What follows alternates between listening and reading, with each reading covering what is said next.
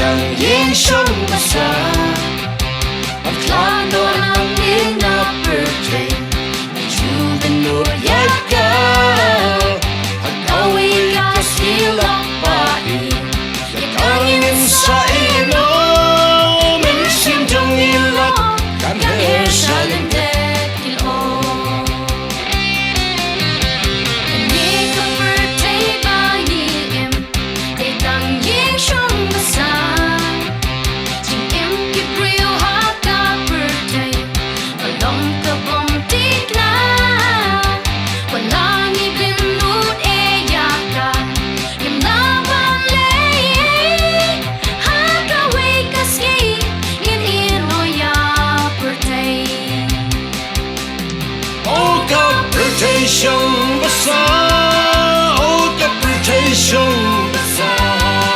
Mentai ay ken tulak na fiyanya Pag-away ka sila pae Simkan sa heno Nang ina Pyrthei Siya lindet jang ino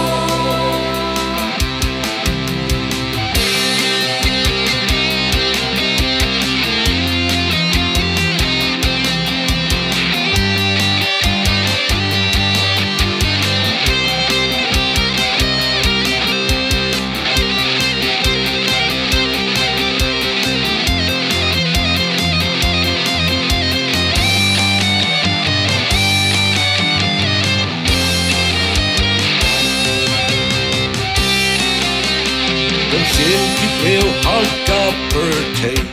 Kichu kam try ka Kapom day hak hagka Pyrthei Ang gatay janga Em kulak namal gata Wanom so to bagla O ka Pyrthei day tangka yin shong O ka Pyrthei shong basa O ka Pyrthei shong basa Mentai ayu ken tulak ya fiyanya Pag-away ka sila pae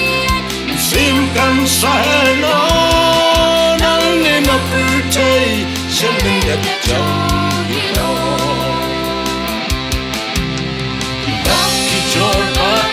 Johnny, in the pija, Yasham yang mati golap, Mayday Allah, Satang kejimpat kadono,